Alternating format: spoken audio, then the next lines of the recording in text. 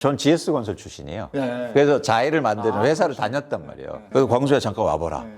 그래서 나 지금 반포자회가 미분양이 너무 낮다. 그러면 또 그때는 공급이 부족하다고 또 집값 또 얘기하겠죠. 그럼 또 오르는 거예요. 네, 네, 네. 근데 그 사이클은 한 7년? 안녕하십니까. 셀코TV 구독자 여러분 그리고 시청자 여러분 반갑습니다. 오늘은 부동산에 대한 얘기를 구체적으로 한번 짚어보도록 하겠습니다.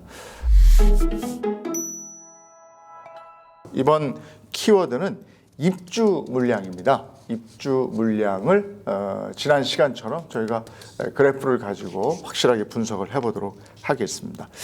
입주 물량은 그 전 시간에 입주 물량이 증가한다 이렇게 네네. 말씀하셨죠. 네네. 그래서 그 증가분 때문에 전세값은 계속 떨어질 것이다 그렇습니다. 이런 얘기를 하셨어요. 그렇습니다. 네.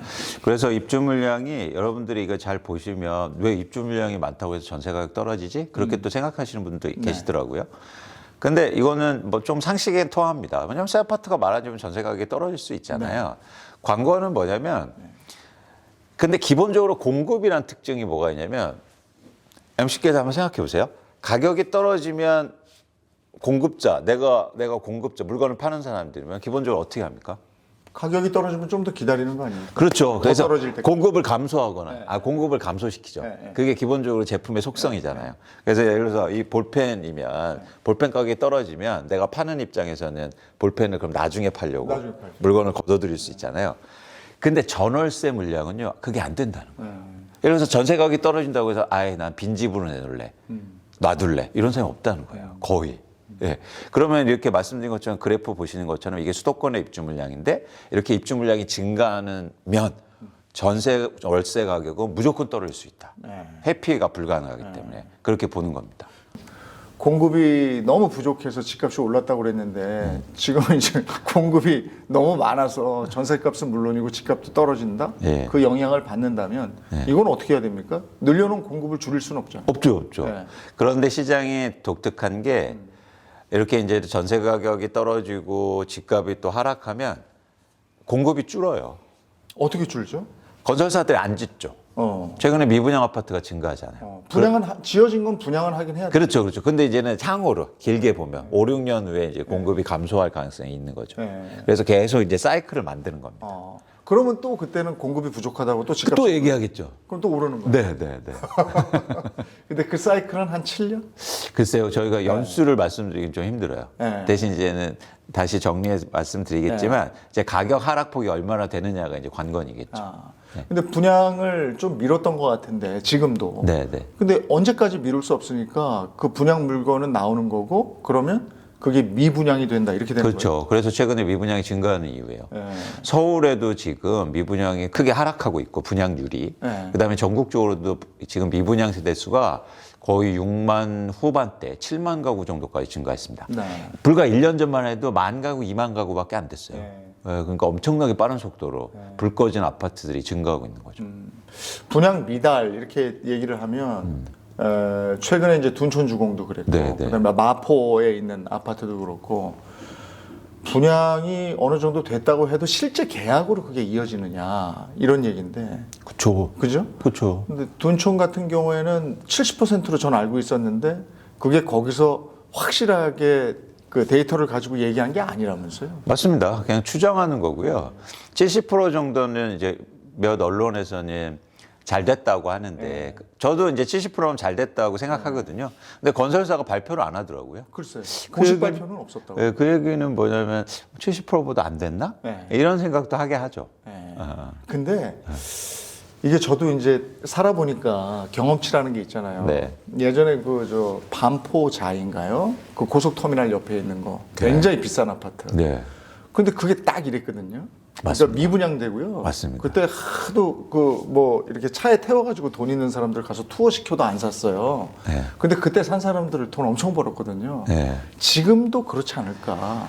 그러니까 시간이 문제입니다. 그때는 조건이 뭐냐면 2008년도가 그 아파트를 싸게 팔기 시작했어요. 네. 그러면서 이제는 회복하는 데 시간이 오래 걸렸는데 어쨌든 그런 경우가 나올 수는 있습니다. 네. 제가 반포자에 말씀드려서 그런데 제 개인적인 에피소드 잠깐 말씀드리면 전 GS건설 출신이에요. 네. 그래서 자회를 만드는 회사를 다녔단 말이에요. 근데 갑자기 미분양이 엄청 많아지잖아요. 그래서 그 분양 소장님이 제 선배셨어요. 네. 그래서 광수야 잠깐 와봐라. 네. 그래서 나 지금 반포자에가 미분양이 너무 났다. 그래서 좀 나보고 팔아달라는 거예요. 네. 그래서 제가 그분들 좀 모시고 가서 아까 말씀드린 것처럼 제가 투어도 시켜놓고 그런데 그분들 대부분이 뭐라고 하는지 아세요? 제가 좀 싸게 드렸다고 이랬는데 근데 비싸다고 그랬어요? 아니요. 버스터미널 옆이라 먼지 많고 아, 그렇지. 그건 사실이지. 네. 먼지 많고 시끄럽고 네, 네. 이렇다는 거예요. 맞아요. 그때 막 10%, 15% 이렇게 싸게 그럴 때 주는 거예요. 단점만 보인다고. 그런데 어느 순간요. 계속 그렇게 안 팔리다가 어느 순간 갑자기 10채, 20채, 100채가 확 팔리더라고요. 물론 뭐 일부 펀드에서도 판 것도 있는데 그러면서 시장에서 확 팔리는 네. 그런 상황이 나타나긴 했습니다. 근데 지금 여러분들이 꼭 전제하셔야 될 게 과거의 미분양 아파트는 가격이 충분히 시장에 내려온 상황에서 분양을 했거든요. 그런데도 미분양이 났어요. 그 얘기는 뭐냐면 그 분양 가격이 쌌다는 얘기예요. 네. 근데 지금은 왜 미분양이 나냐면 주변의 가격이 다 오른 상태에서 분양을 높게 하잖아요. 그래서 미분양 난 거예요. 지금 분양 가격이요 비싼 거예요. 비싼 거다. 네. 그래서 그냥 미분양 났다고 사서 돈 버는 건 아니고 핵심은 뭐냐면 가격이 싸냐 비싸냐가 중요한 거죠. 2008년도에는 가격이 쌌기 때문에 돈을 번 거고 지금의 미분양 아파트는 제가 볼 때 가격이 비싸다. 네. 그러면 그것도 저 반포자인가 그것처럼 더 싼 가격에 계약이 체결되지 않은 부분은 네. 시장에 나올 수 있겠네요. 그렇죠. 그래서 예를 들어서 뭐 할인 분양을 하거나 아니면 이러면 이제 기회가 생길 수 있죠. 근데 미분양 자체가 안 팔렸다고 기회다. 그건 아닌 거잖아요. 이 가격이 비싸서 안 팔린 건데 안 팔린 거 자체만 보고 사서는 안 되잖아요. 네. 정권이 바뀐 다음에 지금 집값 너무 꺼질 것 같으니까 연착륙 시켜보겠다고 또 부동산 그 무슨 규제 풀고 이러는데 계속 떨어지고 도대체 시장은 왜 정책과 반대로 가는 거예요? 지금 한국의 부동산 시장은 투자화돼 있어요. 투자화돼 있다. 네, 투자로 부동산을 사고 팝니다. 근데 이렇게 투자화돼 있는 시장에서 쉽게 말해서 정책이 통하려면요. 세 가지 조건이 필요해요. 첫 번째는 예상치 못한 정책이어야 돼요. 아, 누구나 다 생각하고 있는 정책은 안 먹혀. 안 먹힌다. 두 번째, 예상치 못한 시점이어야 돼요. 세 번째는 뭐냐면 과거에 없던 정책이어야 돼요. 근데 지금 나오는 정책은 다 나왔던 거네. 예전에 있던 거예요. 예전에 있던 거 다 알고 있어. 이제 뭐 언론에서 다 알려줘. 대출 규제 풀고 뭐 이런다. 세 번째, 다 아는 시점이에요. 가격 떨어지니까 그렇구나. 안 먹히는 거예요. 문재인 정부 때도 똑같았어요. 가격이 오르죠. 나오는 정책들 뻔해. 시점이 됐어. 과거에 있던 거야. 그러니까 안 먹힌 거야. 근데 획기적인 정책이라는 게 뭐가 있겠습니까? 가격이 떨어지면 그러면 올린다는 목적이다라면 예를 들어서 이런 거죠. 이제 집을 사면 무이자 대출해 줄게. 뭐 이런 것처럼 아무도 예상하지 못한 그게 가능해? 화끈하게. 이런 정책들. 아니면 이런 거죠. 뭐 집 사면 양도세 언제 파든지 다 제로로 해줄게. 세금 빵, 취득세 빵, 양도세 빵. 사겠다. 이러면 통해요. 돈 있으면 사죠. 이러면 가격 안 빠지고 오릅니다. 돈 있으면 사는 게 아니고 그 정도 해주면 대출해서 사지. 그렇죠. 그렇죠. 근데 사실 그런 정책이 나올 수 없잖아요. 없죠. 그렇기 때문에 정책이 안 먹히는 거예요. 그러니까 어느 정도 예측 가능한 정책은 정책도 아니군요. 그렇죠. 그러니까 주식 시장에도 잘 보세요. 뉴스 같은 것도 여러분들이 한번 보세요. 내가 삼성전자를 갖고 있는데 삼성전자의 뉴스들이 나옵니다. 근데 다 알고 있는 뉴스야. 그건 주가를 못 움직여요. 맞아요. 근데 갑자기 뭐 이상한 뉴스가 나와. 갑자기 회사가 원래 실적이 안 좋을 거라고 예상했는데 갑자기 회사가 실적이 2배가 증가했어. 그러면 오르는 거예요. 근데 모두 다 실적이 2배 오를 거로 예상해요. 근데 막상 실적 나오면요 주가 빠져요. 맞아요. 이미 반영됐어. 그거예요. 그래서 투자로 움직이는 움직이는 시장은 여러분들이 뉴스든지 정책이든지 이 세 가지 조건에 합당한가를 보실 필요가 있습니다. 근데 부동산도 주식도 그 얘기 많이 해요. 2007, 8년 네. 글로벌 금융위기죠. 네. 그리고 나서 회복되던 그런 시기. 회복이 아니고 이제 그거 정리하던 시기. 한 2008년 정도 데자뷰 같다 이런 얘기를 많이 하는데 어떻게 보세요? 부동산 시장. 상황은 유사하긴 해요.